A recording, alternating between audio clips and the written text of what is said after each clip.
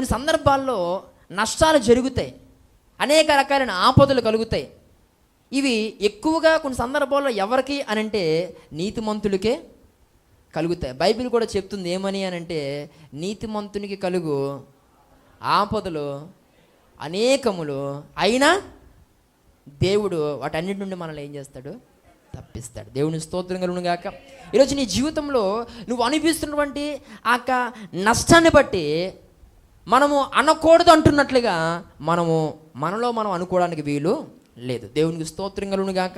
ఈరోజు నా మాట్లాడుతున్న నా ప్రియ సహోదరి సహోదరుడా, మనం ఎప్పుడు నీతిగా మనము బ్రతకడానికి ఇష్టపడతామో అప్పుడే పిల్లరా మన జీవితాల్లో ఎన్నో నష్టాలు, ఎన్నో విపరీతమైనటువంటి ఆ బాధలు, ఆపదలు ఒక్కసారిగా మనల్ని అలుముకున్నట్లుగా మనకు అనిపిస్తూ ఉంటుంది. అయినా అది దురదృష్టం అనుకోవడానికి వీలు లేదు. దేవుని స్తోత్రం కలుగును గాక. ఈరోజు పిల్లరా శ్రమల వలన, అనేక రకాల ఇబ్బందుల వలన మనం పరీక్షించబడితేనే, మనం పిల్లరా నలపబడితేనే, పిల్లరా మన భక్తి, మన నీతి, మన విశ్వాసం పిల్లరా పరీక్షించబడితేనే మనం పిల్లరా సువర్ణము వలె మార్చబడడానికి అవకాశం ఖచ్చితంగా ఉంటుంది. దేవునికి స్తోత్రం కలుగును గాక. ఈరోజు నీ జీవితంలో కలుగుతున్నటువంటి ఏ ఆపదను బట్టి, ఏ ఇబ్బందిని బట్టి, ఏ యొక్క ఇరుకును బట్టి, ఏ యొక్క ఆర్థిక కొలిమిని బట్టి, ఏ రకమైనటువంటి ఓటమిని బట్టి, ఏ రకాల నిందలను బట్టి, ఏ రకాలైన అవమానాలను బట్టి నువ్వు కృంగిపోవద్దు. దానిని మరొకలాగా నువ్వు భావించద్దు ఎంత మాత్రం. దేవునికి స్తోత్రం కలుగును గాక. హల్లెలూయా. ఈరోజు నువ్వు నీ కంటికి ఏదో ఒకటి నష్టంగా కనిపించవచ్చు, దాన్ని నువ్వు దురదృష్టం అనుకోవడానికి వీలు లేదు. దాని వెనక దేవుడు ఒక గొప్ప లాభాన్ని దాచి ఉంచాడు. దేవుని స్తోత్రం కలుగును గాక. నీ కంటి ముందు ఓటమి కనిపించవచ్చు, దాన్ని పిల్లలు మనం మరొకలాగా అనుకోవడానికి వీలు లేదు. దాని వెనక దేవుడు విజయాన్ని దాచి ఉంచుతాడు. ఈ మాటలుంటున్న ప్రియ సహోదరి సహోదరుడా, నీ కంటికి కీడు జరిగినట్టుగా లేక కీడు జరగబోతున్నట్టుగా కనిపించవచ్చు, కానీ పిల్లరా దాని వెనక నువ్వు ఆలోచన చేస్తే దేవుడు మేలును దాచి ఉంచాడు. ఈరోజు నా మాట్లాడుతున్న నా ప్రియ సహోదరి సహోదరుడా, చాలామంది ప్రార్థన చేసుకుంటున్నానండి, కానీ ఎందుకో విపరీతమైన బాధలండి. వాక్యం చదువుతున్నానండి, కానీ నా జీవితంలో ఎందుకో ఈ కష్టాలండి. ఎప్పుడు గొట్టెక్కుతానో అర్థం కావట్లే, ఎప్పుడు నా పరిస్థితులకు పులి స్టాప్ పడద్దో అర్థం కావట్లే, అంతా కూడా అగమ్యగోచరంగా ఉందండి. ఎప్పుడు కూడా నేను ఇంతగా బాధపడలేదండి, ఎప్పుడు కూడా ఇంతగా నేను నలిగిపోలేదండి. ఒకప్పుడే నేను బాగున్నాను అని మాట్లాడేవారు కూడా నేను దినాల్లో లేకపోలే. అవును, నీతిమంతునికి కొన్ని ఇలాంటి ప్రతికూలత కలుగుతాయని దేవునికి వాక్యమే చెప్పింది. అయినా దేవుడేమి వాటిలో వదిలేస్తానని అనలేదు కదా. ఈరోజు చాలామంది పిల్లరా అనేటువంటి మాట ఏంటంటే దేవుళ్ళనికి వచ్చిన తర్వాత అంటున్నారండి. చాలా బాధాకరం. ఆ బాధను తట్టుకోలేకో లేదంటే దాన్ని ఏమంటారు జీర్ణించుకోలేకో తెలియదు, కానీ మునుపు పర్లేయండి. కాకపోతే దేవుళ్ళలోనికి వచ్చిన తర్వాత ఇక అన్నీ నష్టాలే మాట్లాడేటువంటి పరిస్థితి. అది సరికాదని దేవుని సేవకునిగా నేను తెలియజేస్తున్నాను. దేవుళ్ళలోనికి వచ్చావు కనుక బ్రతుకుండి ఈ మాటలైనా మాట్లాడుతున్నావు. దేవుని స్తోత్రం కలుగును గాక. లేకపోతే ఆ బాడే మనకెక్కడది. ఈరోజు పిల్లరా ఎప్పుడో ఖచ్చితంగా మన జీవితానికి పిల్లరా ఒక పులి స్టాప్ పడిపోయి ఉండేది. దేవుడు తన కృప చేత నేను రక్షించుకోవడాన్ని బట్టే ఈరోజు పిల్లరా ఎట్టి స్థితిని మనం ఒలగబోస్తున్నాం. ఈ యొక్క సమయములు నా మాటలు ఉంటున్న ప్రియ సహోదరి సహోదరుడా, మన జీవితంలో పిల్లరా మనము ప్రతి దాన్ని కూడా సహించేటువంటి వారిగా మనం ఉండాలి. దేవునికి స్తోత్రం కలుగును గాక. యేసుక్రీస్తు ప్రభువారు తన జీవితంలో ఇక చిట్ట చివరి గడియలో ఆయన కలిగినటువంటి శ్రమలు లేక ఆ ఇబ్బందులు, ఆ బాధలు మనం ఆలోచన చేస్తే వాటి ముందు ఈరోజు మనం కలిగి ఉన్నవి ఒక మూలకు కూడా రావు. ఎంతటి బాధను, ఎంతటి ఆ ఇబ్బందిని లేక ఎంతటి దుఃఖాన్ని ఆయన నా కొరకు అనుభవించాల్సిన పరిస్థితి వచ్చింది.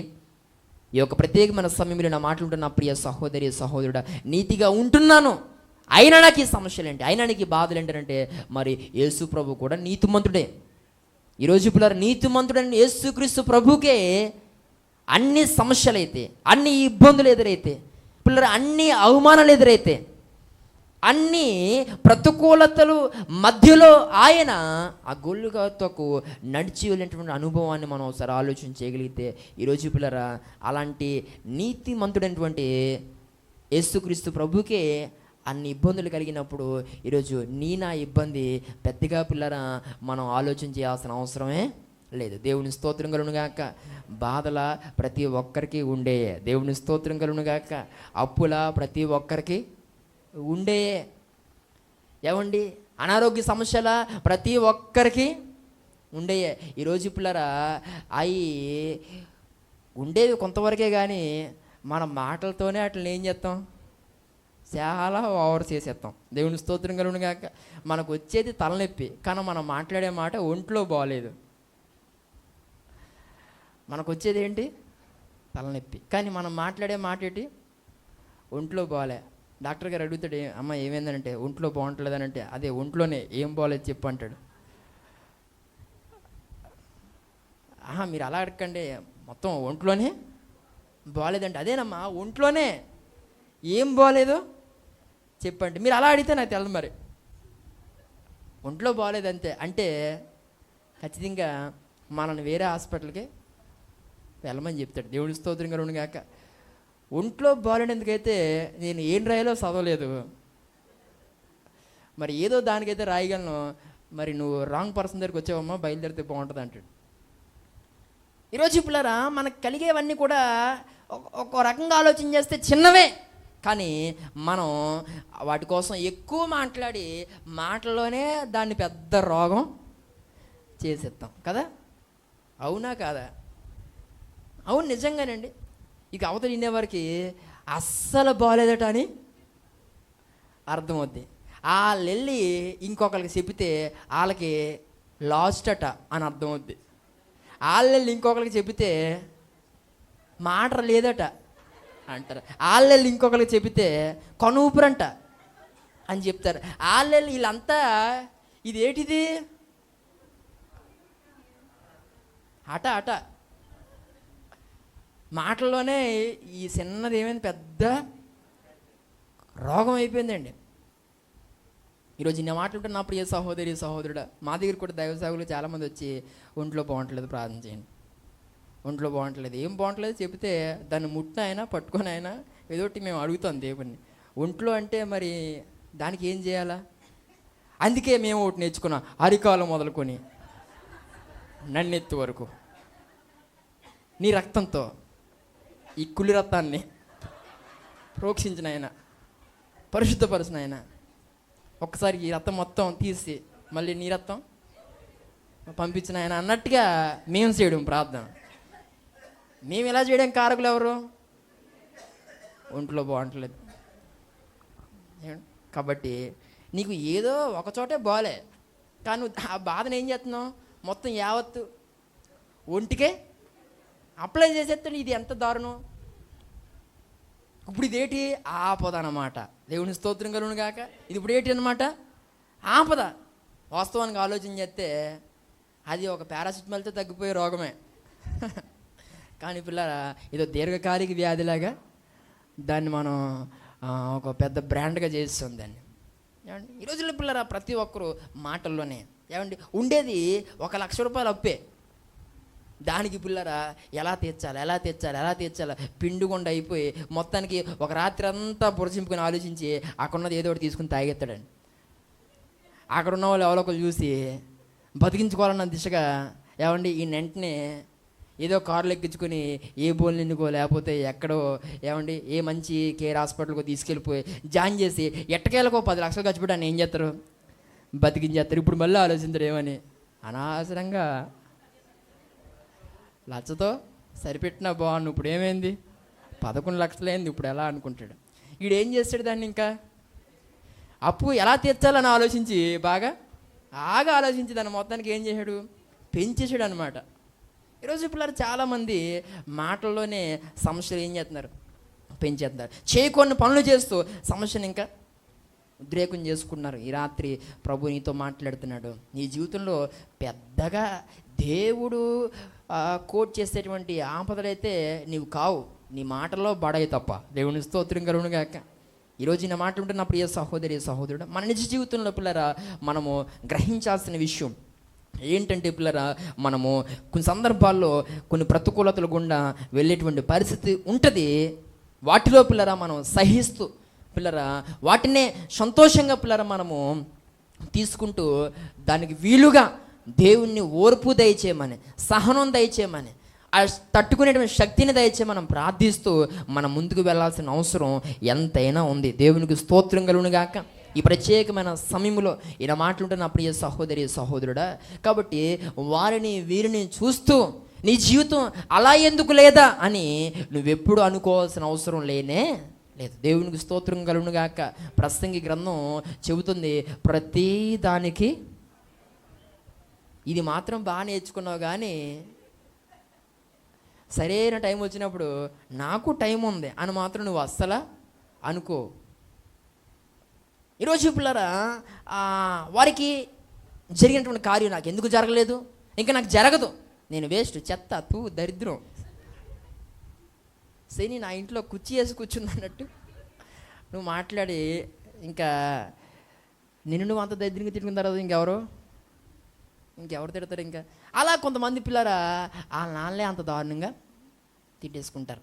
ఈరోజు గమనించాల్సిన విషయం ఏంటనండి పిల్లరా, మనల్ని మనం పిల్లరా అలా నిందించుకోవడానికి వీల్లేదు. ఎందుకంటే ఒక్కొక్క దినం ఖచ్చితంగా దేవుడు మేలు చేసే రోజు ఒకటి ఉంది. ఆ రోజును దేవుడు మేలు చేస్తాడు. దేవుని స్తోత్రం కలుగును గాక.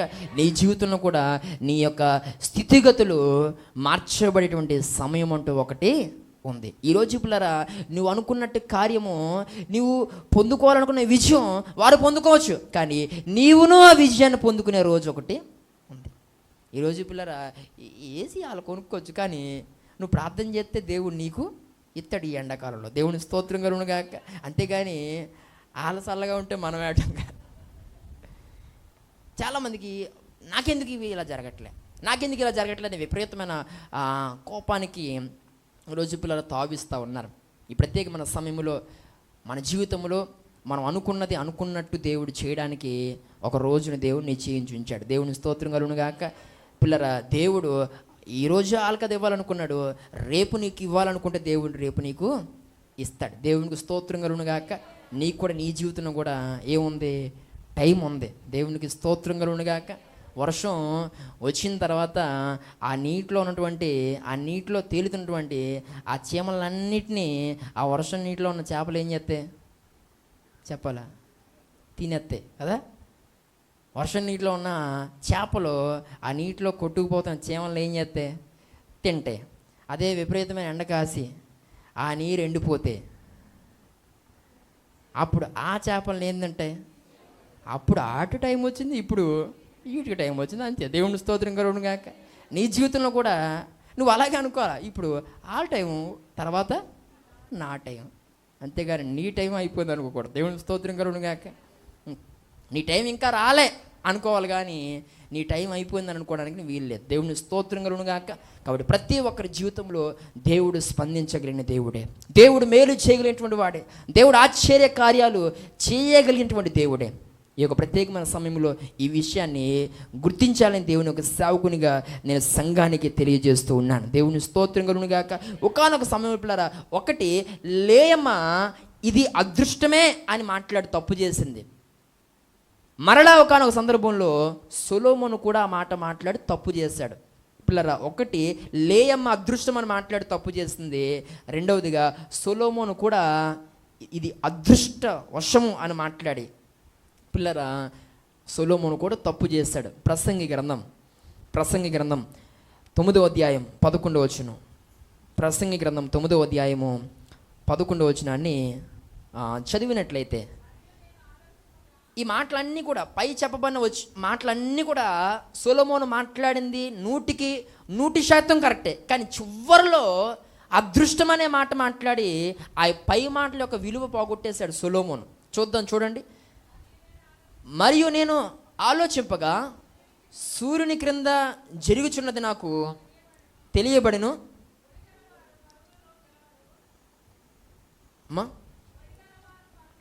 ఒడిగలవారు పరుగులో గెలవరు, బలము గలవారు యుద్ధమనందు విజయమనందరు, జ్ఞానం గలవారికి అన్నము దొరకదు, బుద్ధిమంతులగుట వలన ఐశ్వర్యము కలుగదు, తెలివి గల వారికి అనుగ్రహము దొరకదు. అమ్మ ఇక్కడ దాకా సొలొమోను మాట్లాడినట్టు కరెక్టే, అవునా కాదా? కానీ చివరిలో ఏమన్నాడంటే ఇవన్నీ కూడా అదృష్టం లేక దురదృష్టం మీద ఆధారపడి ఉంటాయి అన్నాడు. దేవుని స్తోత్రం కలుగును గాక. అదొక్కటే నాకు నచ్చలే. నాకే నచ్చలేదా? మీకు నచ్చలేదా? పైన మాటలన్నీ కూడా వాస్తవం పిల్లరా, 100% కరెక్టే, నిజమే పిల్లరా. ఒడిగల వారు పరుగులో గెలవరు, అంత మాత్రమే కాదు బలము గలవారు యుద్ధంలో విజయము నొందరు. ఇంకా మనం ముందుకు చూస్తే జ్ఞానము గలవారికి అన్నం దొరకదట, బుద్ధిమంతులకి ఐశ్వర్యము కలగదు, తెలియగల వారికి అనుగ్రహం దొరకదట. ఇది అయితే దేవుని చిత్తం, అయితే దేవుని చిత్తం కాదు, లేక వాళ్ళ క్రియాఫలం అని మాట్లాడాలి. దేవుని స్తోత్రం కలుగునుగాక. కానీ సొలొమోను ఏమన్నాడు? ఇవన్నీ అదృష్టవశము చేతనే అందరికీ కలుగుతున్నాయి అని అన్నాడు. దేవుని స్తోత్రం కలుగునుగాక. ఇప్పుడు ఇంత విన్న తర్వాత ఇప్పుడు సొలొమోను మాట్లాడింది తప్పా రైటా? సొలొమోను జ్ఞాని కదండి అంటారేమో మీరు కదా. సొలొమోను చాలా కదండి అని అంటే నేను అంటాను, మనవుడి వల్లే దేవుని ప్రజలు రెండుగా ఈడిపోయారు అంటాను. దేవుని స్తోత్రం కలుగునుగాక. పిల్లరా, మీరు ప్లస్లు మాట్లాడితే నేను మైనస్లు కూడా మాట్లాడగలను, కానీ ఏ మాటకి ఆ మాటే చెప్పాలి. ఇక్కడ పిల్లరా మాట్లాడకూడని మాట ఆయన మాట్లాడారు. పిల్లరా, ఈరోజు నిజమే, మన జీవితంలో ఏది జరిగినా అది దేవుని భాగ్యం, ఏది జరగకపోయినా అది దేవుని చిత్తమో కాదు. దేవుని స్తోత్రం కలుగునుగాక. దాన్ని అదృష్టం లేక దురదృష్టం అనుకోవడానికి మాత్రం వీలు లేదు. దేవునికి స్తోత్రం కలుగునుగాక. ఈ ప్రత్యేకమైన సమయంలో నీ జీవితం లెక్క మీదట, ఇక మీద నేను ముగిస్తా ఉన్నాను, నీ జీవితం లెక్క మీదట ఏది నీవు పొందుకున్నా అది దేవుని ఒక కృపయే, నా క్రియలను బట్టి దేవుడు నాకు ఇచ్చిన బహుమానమే, ఇది నా భాగ్యము అని భావించు. ఒకవేళ నీ జీవితంలో విచారం ఏమైనా చోటు చేసుకున్నట్లయితే, జరగని సంఘటనలు ఏదైనా జరిగినట్లయితే కనుక, నీకు బాధను పుట్టించేటువంటి అనుభవాలు ఏవి నీ జీవితంలో చోటు చేసుకున్నా నువ్వు వెంటనే భావించు, ఇది దేవుని చిత్తం కాదేమో, ఇది దేవుని చిత్తం కాదు అని నువ్వు అనుకోవాలి.